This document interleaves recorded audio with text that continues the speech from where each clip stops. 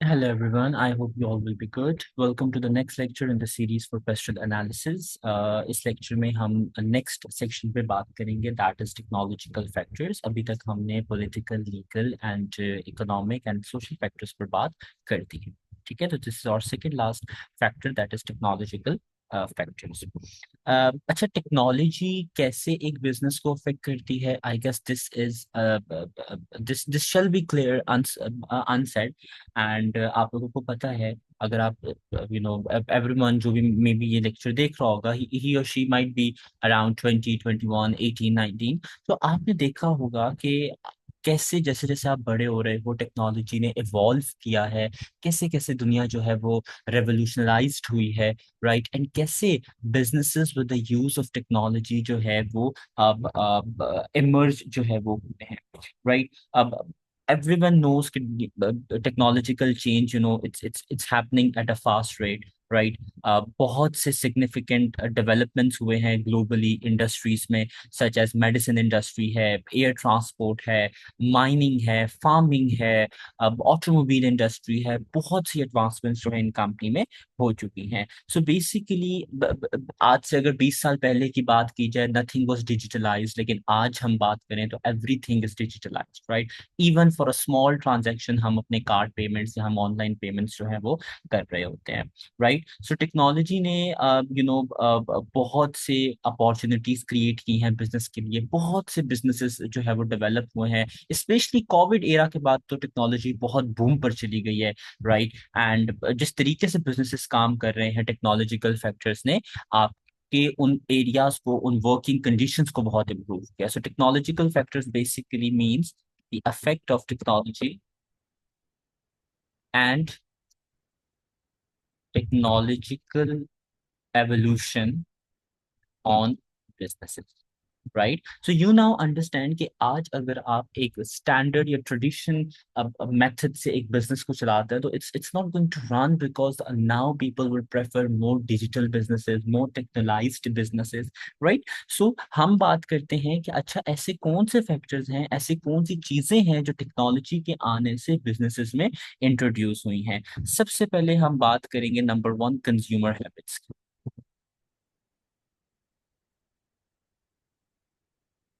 अच्छा, consumer habits क्या होती हैं? तो कंज्यूमर हैबिट्स का मतलब है कि देखो, जिधर इंसान अब जो है वो let me first of all right, मैं फिर आपको एक्सप्लेन करता हूँ.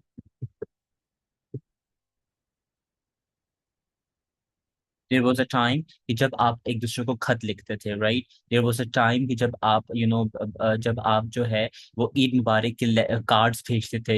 आई still remember when I was in school, so we used to make teachers' day card, we used to make mother's day card, father's day card, and we personally हम जाते थे, हम उनको वो कार्ड्स देते थे. But what we do, you guys will relate with me, आज हम क्या करते हैं, we just drop a WhatsApp message. Right, so this is how कि हमारी हैबिट जो है वो टेक्नोलॉजी ने चेंज की है. We have shifted from letters to phone. Okay. The second जो चीज हम इसमें डिस्कस करेंगे, that is new businesses and business structure. तो उनकी बात मैं आपको भी बता दी कि देखें, टेक्नोलॉजी की वजह से आपके कितने न्यू बिजनेसेस इवॉल्व हुए हैं. जूम आज से 15 साल, 20 साल पहले नहीं था. राइट, इसके अलावा जो है, अगर आप देखो ऑनलाइन आपके बिजनेसेस, पेपाल की एग्जांपल ले लो, स्पॉटिफाई की एग्जांपल ले लो, नेटफ्लिक्स की एग्जांपल ले लो, आज से 20-25 साल पहले ये नहीं थे, 15 साल पहले ये नहीं थे. Right, they have recently been developed, और कितना हाइप और कितना बूम पे ये लोग चले गए हैं, all because of our customer habits. Right, cryptocurrency की बात करें, जब न्यू न्यू आया था, no one believe, no one invested, but आज देखो क्रिप्टो करेंसी कितना जो है वो इंक्रीज कर चुका है. राइट, स्मार्टफोन्स की आप बात करो, हर बंदे के पास जो है वो दो दो तीन तीन फोन्स होते हैं. Right, so this is how कि आपके जो न्यू बिजनेसेस है वो इवॉल्व कर रहे हैं. ठीक है, मतलब न्यू बिजनेस के लिए अपॉर्चुनिटी क्रिएट कर रहे हैं. सो बेसिकली हम इसको लिख लेते हैं, opportunity creation for new business.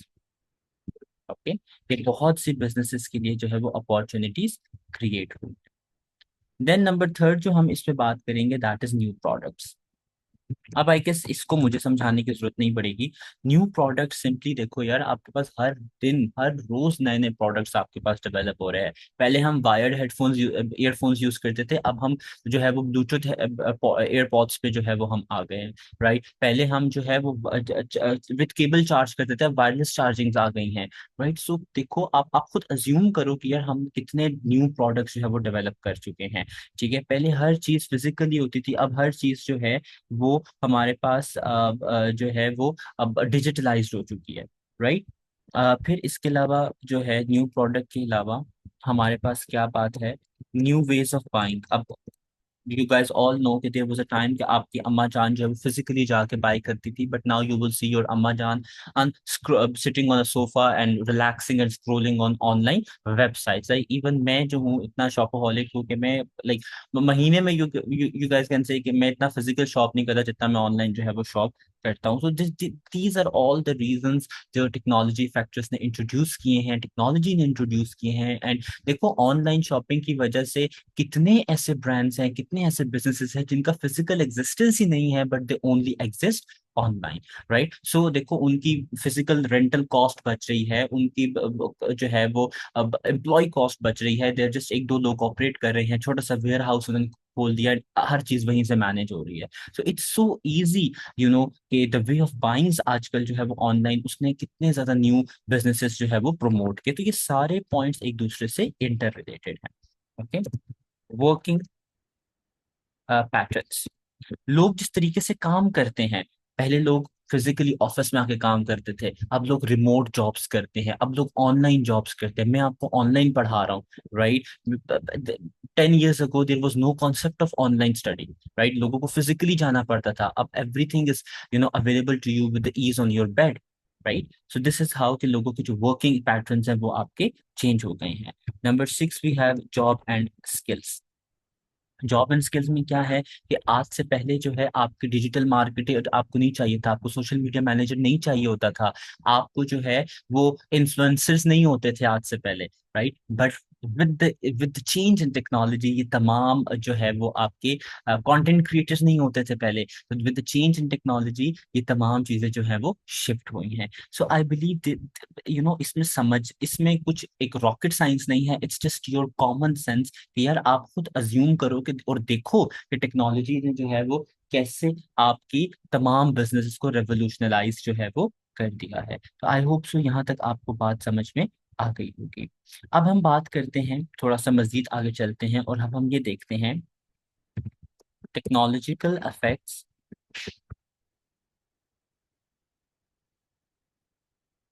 On business strategy.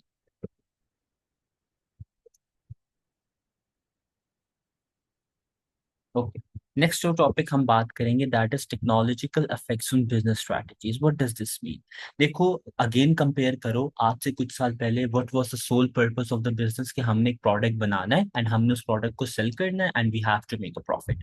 Right, but in in in current scenarios होता क्या है कि आपका जो बिजनेस है वो तभी चल सकता है अगर बिजनेस पांच चीजों में से एक चीज को प्रेफर करे। अब वो क्या है? बिजनेस जो है वो कॉस्ट लीडरशिप में अपने आप को डेवलप करे। व्हाट डज कॉस्ट लीडरशिप का मतलब? कॉस्ट लीडरशिप का मतलब है providing best quality at minimum price.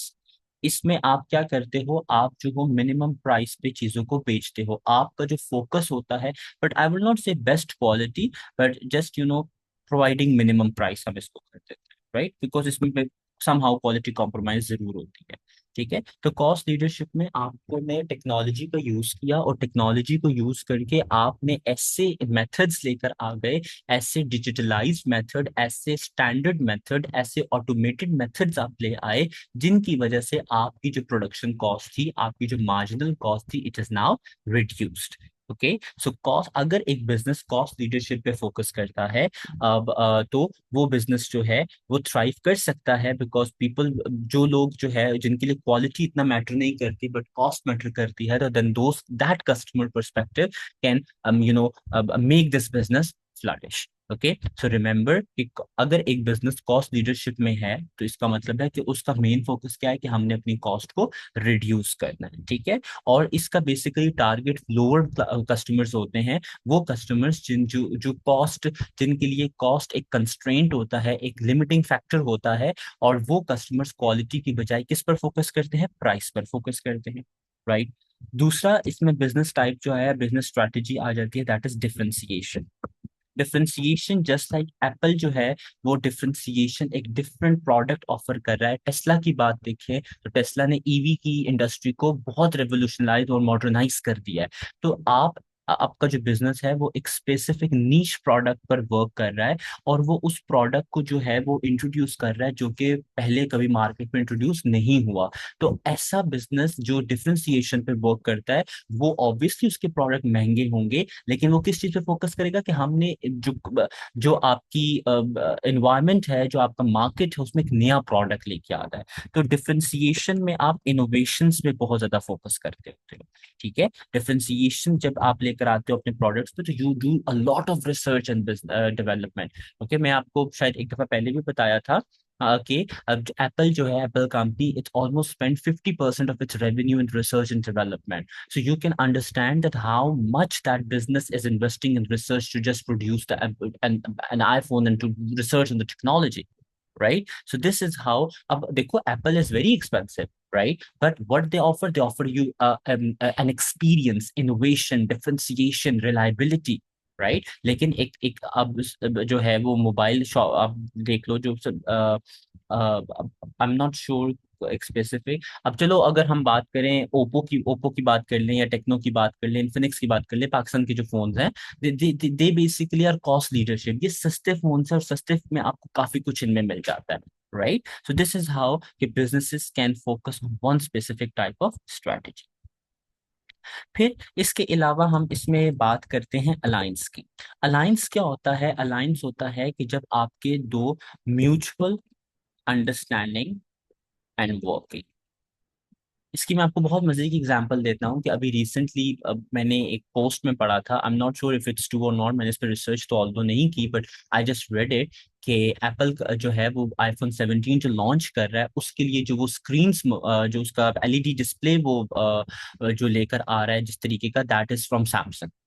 So this is a kind of very huge collaboration, जिसमें एप्पल अपने प्रोडक्ट में जो स्क्रीन लगाएगा वो कहाँ से लगाएगा, वो सैमसंग मैन्युफैक्चर्ड होगी। This is alliance, this is mutual memorandums, this is collaboration. ये कोलैबोरेशन टेक्नोलॉजी की वजह से पॉसिबल होगी, राइट। टेक्नोलॉजी ने आपके बिजनेसेस को जो है वो इस तरीके से इवॉल्व कर दिया है कि businesses are now gearing together and businesses are now working together in order to provide you the best of the outcome. Okay, so इस तरीके से आपकी टेक्नोलॉजी जो है वो आपकी बिजनेस स्ट्रैटेजीज पर अफेक्ट करती है। अब ये बात यहाँ से बहुत आगे निकल गई है कि बिजनेस ने सिर्फ, अब you just need to establish a business और आपने एक प्रोडक्ट बेचना है, नहीं, you need to stand out, right. आप देखो इस्लामाबाद में हर रोज कितने रेस्टोरेंट्स ओपन हो रहे हैं, बट लेट्स से अगर हर दिन 10 10 रेस्टोरेंट्स ओपन होते हैं, तो only 1 or 2 restaurants stand out because of their taste, because of their quality, because of their cost, because of their ambience, right. So you need to understand कि आजकल के time में due to technology business should be able to stand out. आपने कुछ ऐसा provide करना है जो बाकी लोग प्रोवाइड नहीं करे, only then you are going to be competitive. Otherwise अगर आप वही चीजें प्रोवाइड कर रहे हो जो सब चीजें प्रोवाइड कर रहे हैं, so you are not going to stand out. Okay, so you need to remember these things. I hope यहाँ तक आप लोगों को बात समझ में आ गई होगी। Let's not drag it a lot because it's not something very difficult. फिर इसके बाद हम जो कुछ चीजों की बात करते हैं, हमारे पास एक टर्मिनोलॉजी होती है जिसको हम कहते हैं डाउन साइजिंग, और एक टर्मिनोलॉजी है उसको हम कहते हैं down layering, D layering, sorry, D layering. एक होती है डाउन साइजिंग, एक होती है डी लेयरिंग। डाउन साइजिंग का मतलब होता है रिड्यूसिंग नंबर ऑफ एम्प्लॉय, और डीलेयरिंग का मतलब होता है रिड्यूसिंग लेवल्स ऑफ मैनेजमेंट और कंट्रोल। ओके। डाउन साइजिंग का मतलब है कि आपके एम्प्लॉयज जो थे वो एक 1000 एम्प्लॉयज हैं आपकी कंपनी में, and you have reduced the number two 500। Recently in 2023 amazon ने बहुत से एम्प्लॉयज को डाउन साइज किया। डाउन साइज का मतलब है बहुत से एम्प्लॉयज को रिडंडेंट कर दिया, इमीडिएटली निकाल दिया उन्होंने, right. Microsoft has made it's exit from Pakistan, they have announced the exit. तो इसकी वजह से, उसकी एग्जिट की वजह से इतने ज्यादा लोगों की डाउन साइजिंग होगी, लोग जॉब खत्म हो जाएगी लोगों की, right. This is a type of down sizing, although इसको रिडंडेंसी कहते हैं। पर डाउन साइजिंग का मतलब होता है कि जब आप अपनी वर्क फोर्स को कम कर दो। ठीक है, डाउन साइजिंग के बाद एक वर्ड होता है जिसको, जो भी मैंने आपको बोला, रिडंडेंसी। रिडंडेंसी का मतलब है आप लोगों को बगैर नोटिस निकाल देते हो अपनी जॉब से। Okay, you fire people.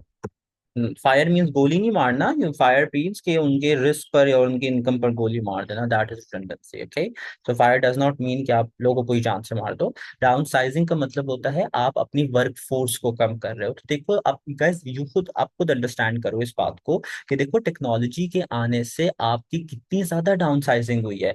जहां आपको 5 लोग चाहिए थे, अब वहां पर सिर्फ 2 लोग आपको चाहिए। तो this is not wrong when you से कि एआई और artificial intelligence or technology is going to take over the maximum of the jobs. Yes, that is true. But still ये बात कहना गलत है कि AI will completely run over the job. This is not possible. AI 100% jobs कभी भी नहीं cover up कर सकती. There will be the need of the people, the physical people, humans actually जो जॉब आके करेंगे। यस, उनका नंबर जरूर रिड्यूस हुआ है, हो रहा है एंड होगा, नो डाउट। बट वो जो वर्क फोर्स है एक इंसान की, वो कभी भी एआई को, अब एआई उसको कभी भी रिप्लेस नहीं कर सकता। डी लेयरिंग क्या होती है? डी लेयरिंग का मतलब होता है कि लेट्स से आपका सबसे ऊपर आपका सीईओ है, फिर आपका सीनियर डायरेक्टर, लेट्स से आपका डायरेक्टर है, देन आपका, चलो नॉट डायरेक्टर, आपका सीनियर मैनेजर है, देन आपका जूनियर मैनेजर है, एंड देन आपका जूनियर मैनेजर मैनेजर के बाद आपका सुपरवाइजर है, आपका असिस्टेंट सुपरवाइजर है,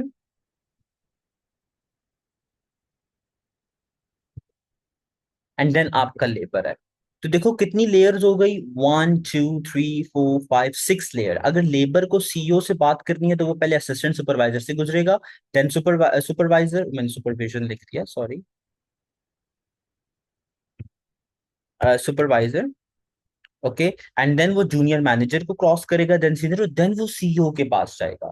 तो डी लेयरिंग क्या हो जाएगी, अगर मैं आपको इसको यहाँ पर मैं पेस्ट करूं इसको, तो डी लेयरिंग ये हो जाएगी कि आप जो है वो अपने लेवल ऑफ मैनेजमेंट जो है वो उसको क्या कर रहे हो, उसको निकाल रहे हो। तो ऑटोमेटिकली अब लेबर क्या हो रहा है, अब लेबर डायरेक्ट जो है वो किसके पास जा रहा है, डायरेक्ट सीनियर मैनेजर के पास जा रहा है। तो वो अब यहाँ पर, सॉरी वन सेकेंड, यस, अब यहाँ पर जो है वो आपका कितने लेवल है, सिर्फ 3 लेवल है, यहाँ 6 लेवल है, तो 6 से 3 लेयर्स पे आप चले गए, right. This is D layering.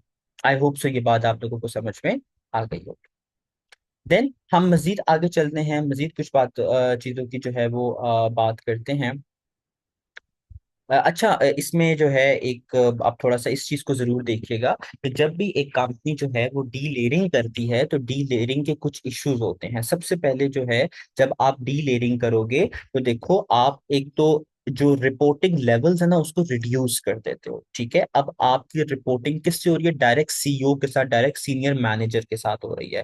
तो इसका क्या होता है, इससे फायदा, एक तो कॉस्ट आपकी बच जाती है। भाई देखो, पहले आप यहाँ पर इन तमाम लोगों को सैलरीज दे रहे थे, अब सिर्फ 3 लोगों को सैलरीज मिल रही हैं।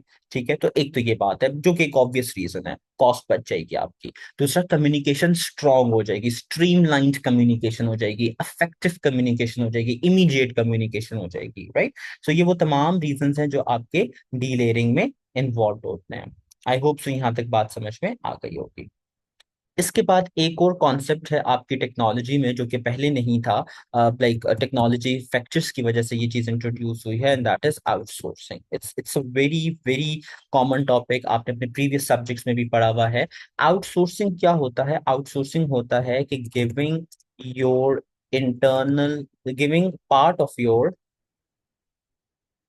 internal work to a company outside to an outsider company, I would say, to an outsider company that specializes in that specific work or specific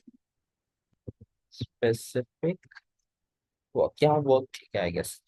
ठीक है, तो आउटसोर्सिंग क्या होती है कि आप अपनी कंपनी का कोई एक ऐसा काम जिसको करने की आप जो है वो सलाहियत नहीं रखते, या आप उसको करने की जो है वो रिसोर्सेज नहीं है आपके पास, तो उसको आप किसी ऐसी कंपनी को दे दो जो कि उस काम को करने में जो है वो परफेक्ट है, तो that is outsourcing. Okay, for instance let's say आपकी एक कंपनी है और आपकी कंपनी में you do not have someone as an accountant और फाइनेंस मैनेजर, तो आप अपना पूरा का पूरा जो फाइनेंस डिपार्टमेंट है वो एक ऐसी ऑडिट फर्म को दे दो जो आपको फाइनेंशियल सर्विसेज प्रोवाइड कर रही है। आपके पास पेरोल मैनेजर नहीं है, अपना पेरोल एक पेरोल कंपनी को दे दो जो तमाम जो पेरोल हैंडलिंग में एक्सपर्ट है, तो उस कंपनी के पास बहुत से पेरोल मैनेजर्स होंगे, बहुत से पेरोल अकाउंटेंट्स होंगे जो वो काम को कर रहे होंगे। ठीक है, तो आउटसोर्सिंग का मतलब है कि अपने घर का कोई हिस्सा बाहर किसी ऐसे बंदे को दे देना जो उस काम को करने में अब हुनरमंद हो या काम को करने में अब जो है वो बेस्ट हो। फॉर इंस्टेंस अगर देखो बहुत से लोगों के घरों में हाउस हेल्प आती है, सर्वेंट्स होते हैं, राइट, तो बेसिकली आपने अपने घर का जो खाने पकाने का जो काम था वो एक सर्वेंट को दे दिया, एक मेड को दे दिया, तो this is outsourcing, because she is expert और he is expert in that, तो वो आके आपके घर में जो है वो खाना वगैरह बना देंगे। You are not doing that thing, तो दिस इज आउटसोर्सिंग। आउटसोर्सिंग के एडवांटेजेस भी होते हैं, डिसएडवांटेजेस भी होते हैं, this is a very important topic guys, तो मेक श्योर आप इसको जरूर अच्छे से प्रिपेयर करें। Sorry, my bad. हाँ, एडवांटेजेस और डिसएडवांटेजेस की हम बात करें तो देखो, एडवांटेजेस आपको क्या है कि यू गेट एक्सपर्ट, आपको एक्सपर्ट मिल जाता है यार किसी भी काम को करने का, this is an obvious reason. Cost भी इस पे एक एडवांटेज है कि फॉर इंस्टेंस अगर आपको कोई काम घर में करने के लिए महंगा पड़ रहा है, आप बाहर से वो सस्ते में करवा सकते हो और अच्छे से आप करवा सकते हो। टाइम टाइम आपका बच जाएगा, आपके रिसोर्सेज बच जाएंगी, जो छोटी मोटी रिसोर्सेज होती हैं अब वो यूटिलाइज नहीं हो रही, तो वो आपकी चीजें बच जाएंगी। ठीक है, लेकिन डिसएडवांटेजेस की अगर हम बात करें तो देखो, आपको ना शेयर करनी पड़ेगी क्या, कॉन्फिडेंशियल इंफॉर्मेशन। है, आपको कॉन्फिडेंशियल इंफॉर्मेशन शेयर करनी पड़ेगी। ये भी हो सकता है आपके पास किसी काम को करने की एक्सपर्टीज नहीं है, आप नहीं कर सकते, तो आपको जो है वो बाहर से वो काम जो है वो करवाना पड़ेगा। तो उसकी ऑब्वियस सी बात है कि देखो, अगर आप एक एक्सपर्ट बंदे को हायर करते हो तो दिस इज स्ट्रेट फॉरवर्ड कि वो ज्यादा कॉस्ट आपसे चार्ज करेगा, राइट, सो उसमें कॉस्टिंग फैक्टर भी आ सकता है। फिर रिलायबिलिटी का एक बहुत बड़ा फैक्टर इसमें आता है कि आपने जिस बंदे को अपने काम के लिए हायर किया है, आया वो बंदा रिलायबल भी है या नहीं है, राइट, तो आपने इस चीज को भी देखना होगा। तो आउटसोर्सिंग के अपने एडवांटेजेस हैं, अपने डिसएडवांटेजेस हैं, यू गाइस नीड टू सी कि किन सिनेरियोज में एडवांटेजेस ज्यादा है आप उस काम का आउटसोर्स कर सकते हो, जिन सिनेरियोज में आउटसोर्सिंग के डिसएडवांटेजेस ज्यादा हैं आप उसको आउटसोर्स मत करो। ठीक है, इसमें फिर हम मजीद बात करते हैं टाइप्स ऑफ आउटसोर्सिंग की। आउटसोर्सिंग कितने टाइप्स की होती है, मैं सिर्फ नाम लिखूंगा and I am gonna explain, it's very simple. First of all, ad hoc outsourcing होती है, जो कहते हैं वंस इन अ टाइम, एक दफा आपने कोई चीज कोई सर्विस ले ली, हो सकता है टेम्पररी शॉर्टेज थी आपके पास टैक्स कंसल्टेंट की, आपने बाहर से एक बंदा हायर करके उससे टैक्सिंग करवा दी फॉर 1 ईयर जस्ट। ठीक है, तो एक दफा आपने जो है वो सर्विस ले ली। हो सकता है आपका जो आईटी एक्सपर्ट है वो अवेलेबल नहीं है, आपने 3-4 दिन के लिए बाहर से एक बंदे को प्राइवेट सोर्स पे के तौर पर हायर करके उससे आईटी सर्विस ले ली, this is ad hoc servicing, जो वंस इन अ टाइम होती है। पार्शल पार्शियल आउटसोर्सिंग में क्या होता है कि काम आप घर में ही करते हो, उसकी चेकिंग वगैरह, उसकी जो है अश्योरेंस वगैरह, उसकी जो है वो करेक्शन वगैरह जो है आप बाहर से करवा रहे हो, कि मतलब आधा काम खुद कर रहे हो और आधा काम आप बाहर से जो है वो करवा रहे हो। अगेन इसमें मैं आउट आईटी की एग्जांपल दूंगा। आपका जो आईटी का बंदा है वो मैक्सिमम काम कर रहा है, लेकिन एक दो काम है, लेट्स से वेबसाइट बनाने का काम वो नहीं कर सकता, तो वेबसाइट आप बाहर से बनवा लो। वेबसाइट हैंडल वो जरूर कर सकता है, हैंडलिंग आप घर में करवा लो अपने, राइट। सो पार्शियल का मतलब होता है जहां आप जो है वो 50-50 काम जो है वो डिवाइड कर देते हो। प्रोजेक्ट प्रोजेक्ट नाम से जाहिर है कि आप आपका एक स्पेसिफिक प्रोजेक्ट था वो आपने आउटसोर्स कर दिया। फॉर एग्जांपल, अब I don't know how to make a website, और आई नो अ बिट पर मुझे कॉम्प्लेक्स नहीं आती। So I have outsource my website production, जो कि एक प्रोजेक्ट है, to some specialist guys, right? So this is project outsourcing. और टोटल आउटसोर्सिंग का मतलब है कि आप माशाल्लाह से अपना सब कुछ ही आउटसोर्स कर दो, सब कुछ बेच पूछ के जो है ना वो बैठ जाओ। तो प्रोजेक्ट में स्पेसिफिक प्रोजेक्ट आपने आउटसोर्स करना है।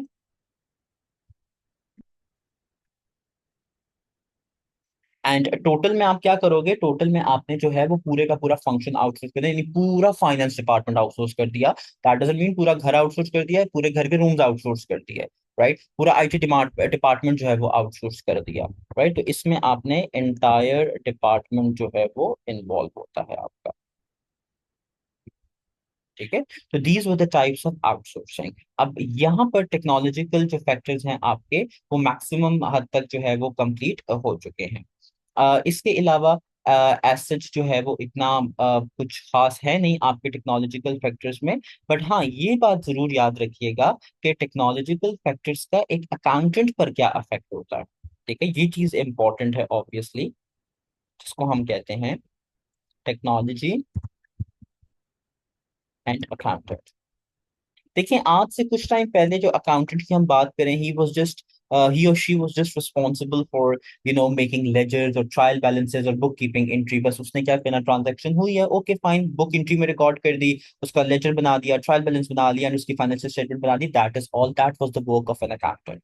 लेकिन आज अगर बात करूं मैं, तो आज अकाउंटेंट का क्या काम होगा? आज अकाउंटेंट का काम होगा कि भाई उसने फाइनेंशियल स्टेटमेंट तो बना दी है, अब वो उस फाइनेंशियल स्टेटमेंट को पुरानी फाइनेंशियल स्टेटमेंट के साथ कंपेयर करके रेशियोज भी कैलकुलेट करे, राइट? वो ये भी हमारे लिए हेल्प आउट करे कि अच्छा, जो कैश इस साल बच चुका है उसको कहाँ इन्वेस्ट करना है, ऐसे कौन से एरियाज हैं जो बिजनेस को जो है वो अब रिस्क प्रोवाइड कर सकते हैं। तो आज की अगर हम बात करें, तो जो मॉडर्न हमारे पास अकाउंटेंट होगा, याद रखिएगा टेक्नोलॉजी की वजह से जो मॉडर्न अकाउंटेंट है वो क्या क्या काम करेगा? वो बिजनेस इंटेलिजेंस में काम करेगा। बिजनेस इंटेलिजेंस का क्या मतलब है? बिजनेस इंटेलिजेंस का मतलब है कि कैसे एक बिजनेस जो है वो अपने आईटी रिसोर्सेज को यूज करके अब ट्रेंड्स एनालाइज कर सकता है और कैसे अपनी सेल्स को इम्प्रूव कर सकता है। स्ट्रेटेजिक इंसाइट्स देगा। स्ट्रेटेजिक इंसाइट्स का मतलब है कि लॉन्ग टर्म प्लान्स बनाने में जो है वो हेल्प आउट करेगा, राइट? वो आपके डायरेक्टर्स को ये बताएगा कि देखो, हमारी इस तरीके की परफॉर्मेंस जा रही है, एंड इस तरीके की परफॉर्मेंस से हम इस तरीके के काम कर सकते हैं। वो रिस्क मैनेजमेंट में आपको हेल्प करेगा, ठीक है? वो उन एरियाज को हेल्प करने में आइडेंटिफाई करेगा जो रिस्की है एक बिजनेस के लिए, और रिस्क को मिटिगेट करने के लिए जो है वो कोशिश करेगा। फोरकास्टिंग एंड एनालिसिस, वो फोरकास्ट करेगा, वो बजट्स बनाएगा, ओके? इसके अलावा जो है डेटा गवर्नेंस। डेटा गवर्नेंस क्या होती है कि आपको अपने डेटा को कैसे यूज करना है, कैसे चलाना है।